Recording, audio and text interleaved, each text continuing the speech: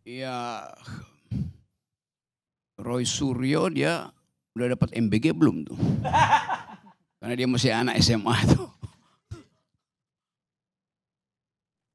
Oke, yang kita pertengkarkan dalam 2 hari ini bukan lagi berkas perkara, tapi gelagat dari perkara ini. Berkasnya ada. Begitu ada istilah orang kuat, berkasnya pindah pada gelagat. Kira-kira kemana arahnya tuh? Jadi ngapain mempersoalkan lagi berkas itu? Dari awal memang kasus ini kasus tentang gelagat politik yang makin lama dia makin terpolar. Karena mana ujung dari kasus ini? Seandainya Pak Jokowi ijazahnya hilang. Pertanyaan saya, kalau ijazahnya hilang apakah otaknya juga hilang? Itu yang mau diteliti oleh TIFA. Supaya tidak ada pembuktian bahwa otak orang itu hanya tergantung pada ijazahnya.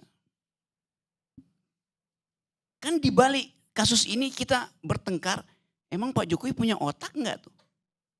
Kalau dibuktikan secara sosiologi, secara psikologi bahwa Pak Jokowi berpikir runtut, reasoningnya bagus, kalkulasinya efektif, orang gak akan persoalin. Mau punya ijazah, mau gak punya ijazah. Tapi kita masuk di situ tanpa sadar bahwa yang sedang diuji adalah kapasitas berpikir dari hakim, pengacara, tim Jokowi, tim Roy Suryo, tentang kasus ini. Karena itu pada akhirnya ujungnya bertahun-tahun bicara. Saya saksi ahli pertama waktu kasus ini dibuka pertama di pengadilan Solo. Dengan akibat saudara Bambang Tri dibui itu. Dari awal saya menganggap bahwa ini akan berakhir pada tema gelagat politik. Dan benar akhirnya hari ini. Orang bertanya, orang kuatnya siapa? Saya buka misteri ini. Orang kuatnya dibalik penangguhan penahanan Roy dan Tifa, orang kuatnya adalah Joko Widodo.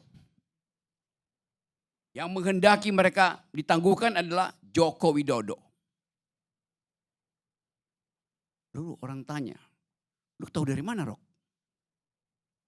Kan semua gak ada yang tahu kan? Maka saya bisa sok tahu. Justru karena orang gak tahu, saya bisa sok tahu.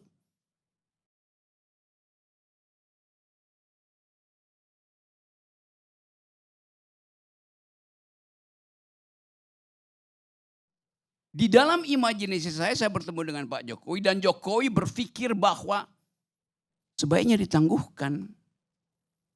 Karena kalau dibuka, bangsa ini pecah itu. Oke, bab 1 dulu ya. Kasus ini akhirnya berubah dari diskusi panjang menjadi polemik.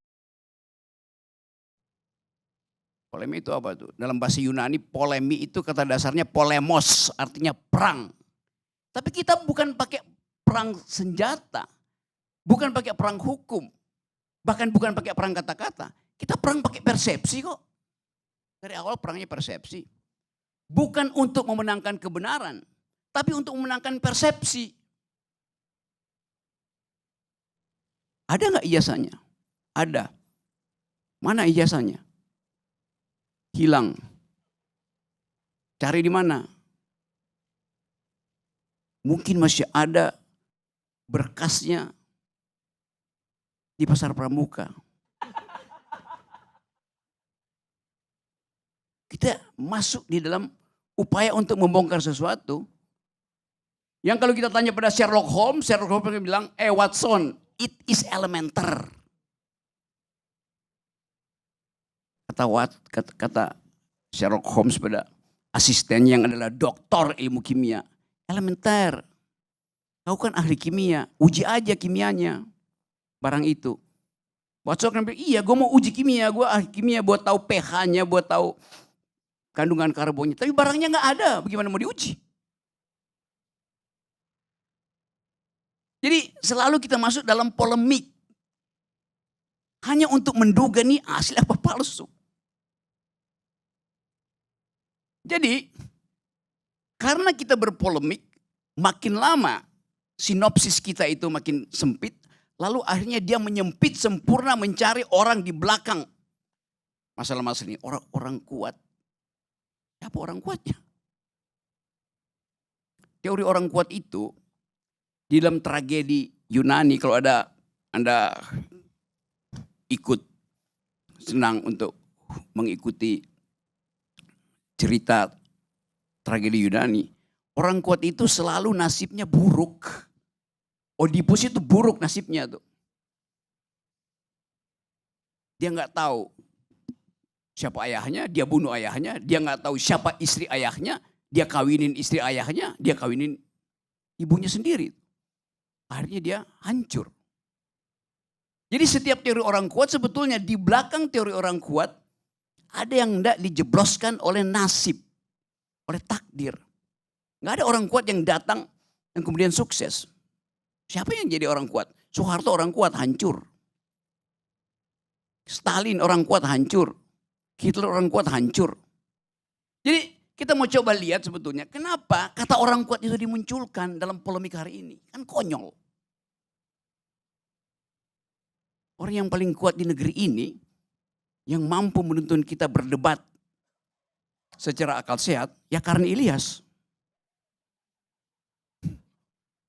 Karena dia bisa menuntun percakapan ini bertahun-tahun berbulan-bulan tanpa mencari sensasi. Ada TV lain tiap hari bicara itu sensasi isinya. Artinya orang itu orang lemah yang mimpin. Kuat secara moral atau kuat secara akal atau kuat secara fisik. Kalau kita tanya orang kuatnya siapa yang di belakang ini? Apakah dia orang kuat yang kekuatannya itu melampaui Bima dan Arjuna misalnya? Atau orang kuat itu kuat secara moral seperti Semar? Nah, gue udah mulai tahu nih soal filsafat Jawa.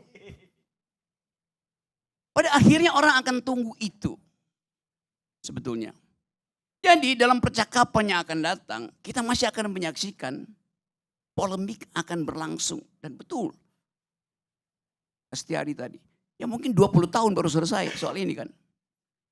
Atau soal ini diselesaikan di bulan November nanti, setelah 2 tahun Presiden Prabowo, lalu terjadi polemik, Prabowo masih mau meneruskan enggak negeri ini ketika dolar itu udah 25.000.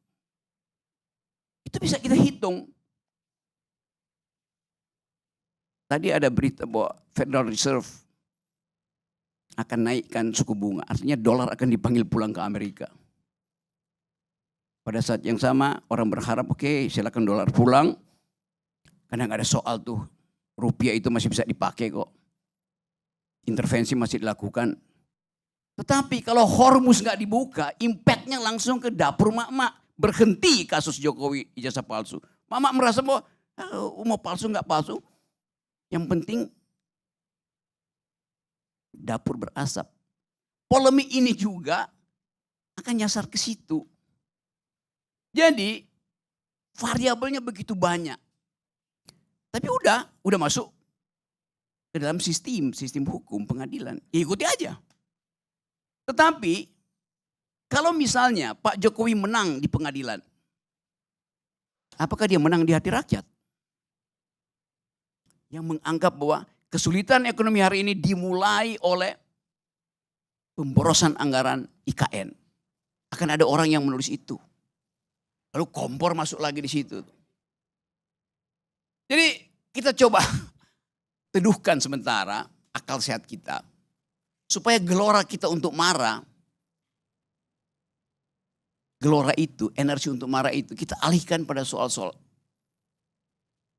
persaingan politik hari ini. Dengan kata lain, tadi saya mulai dengan berkasnya ada di situ. Tapi orang tidak mau lihat berkasnya lagi. Orang ingin melihat gelagat dari berkas itu. Apakah nanti kasus Roy Suryo dan Tifa ini akan jadi batu uji tentang ketegangan politik diam-diam antara Jokowi dan Prabowo? Tacit agreement-nya ada di situ. Secara diam-diam orang bersepakat. Memang itu ujiannya. Kenapa? Aturannya dilanggar. Apa itu pelanggaran? Yang kita bicarain tadi. Harusnya ditahan. Kenapa dibebaskan? Pertanyaan politik ada di situ terus. Jadi sekali lagi buat saya, tetap kita ingin saksikan ini sebagai polemik. Tetapi ada batas pada bangsa ini. Polemik tentang apakah Bung Karno pengkhianat atau bukan. Apakah Bung Karno terlibat PKI atau bukan. Apakah Pak Harto itu agen CIA atau bukan. Semua itu adalah polemik. Yang akhirnya kita akan cari siapa orang kuat yang mengasuh terus polemik ini. Di dalam perwayangan ada orang kuat namanya Bima. Dia sangat kuat. Dia bahkan bisa membelah gunung. Dia bisa beredar ke semua sudut negeri. Karena dia lahir dari angin. Ngidar kemana-mana. Tapi orang kuat yang namanya Bima punya kelemahan. Dia emosional. Ada Kresna. Yang tertib berpikirnya tuh. Mampu untuk mengolah argumen. Untuk mencari hal yang tidak terucapkan, disembunyikan dalam polemik. Bima lambang dari otot. Kresna lambang dari akal.